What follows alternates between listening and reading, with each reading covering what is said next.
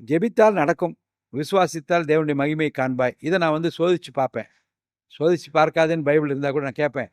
இதை செய்வேன்னு கேட்பேன். ஒரு முறை உங்களுக்கெல்லாம் வந்து சொன்னால் ஆச்சரியமாக இருக்கும், நம்ப கூட மாட்டீர்கள். ஆனால் எனக்கு மட்டும்தான் அது தெரியும். ஃபுட்பால் விளையாடிட்டு இருந்தோம் கிரவுண்டில். நான் ஸ்கூல் படிக்கிறேன். திடீர்னு மழை வந்து நல்ல இன்ட்ரெஸ்டிங்காக விளையாடும் போது பசங்க ஐயோ என்னப்பா இந்த மாதிரி நேரத்தில் மழை நான் சொன்னேன், இருங்க நான் வந்து ஜெபிக்கிறேன், மழை நின்றுடுன்னு சொன்னேன். கை அப்படி உயர்த்திட்டு, ஆண்டவரே மழை இப்போ நிற்கணும்னு. Can you believe? மழை நின்றது. இப்போ இது ஒரு முறை அல்ல, ஒரு 4-5-6 ஆண்டுகளுக்கு முன்பாக மகரிஷி வித்யாலயா பள்ளிக்கு போகிறேன். சீஃப் கெஸ்ட்டாக போய் உட்கார்றேன்.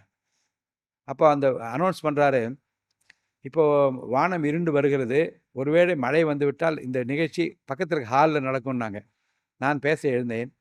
நான் ஜெபித்திருக்கிறேன், மழை வராது. ஆனால் நான் காருக்கு போகிற போது கார் ஏறும் முன்பாக மழை தூறல் விழும்னு சொன்னேன். நிகழ்ச்சி நடந்தது, மழை வரவில்லை. மேடை விட்டு இறங்கி நான் காருக்கு போகிறேன், மழை பெய்தது.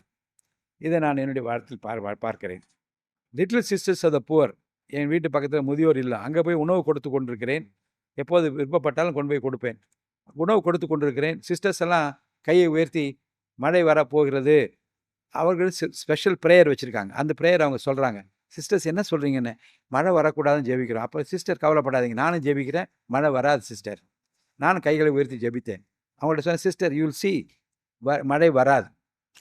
அப்போது இந்த மழை வராது என்று சொல்லி ஜெபித்த உடனே இது மழை வராது இருப்பதை நான் பார்த்தோன்னே எனக்கு என்ன ஆச்சரியம் என்றால், ஊக்கத்தோடு ஜெபித்தால், விசுவாசத்தோடு ஜெபித்தால், கடுகளோ விசுவாசம் இருந்தால் மலையே பெயர்க்கலாம். அப்போ நீங்கள் என்னை காட்டிலும் செய்வீர்கள் பைபிள் ஒரு வசனம் வருது.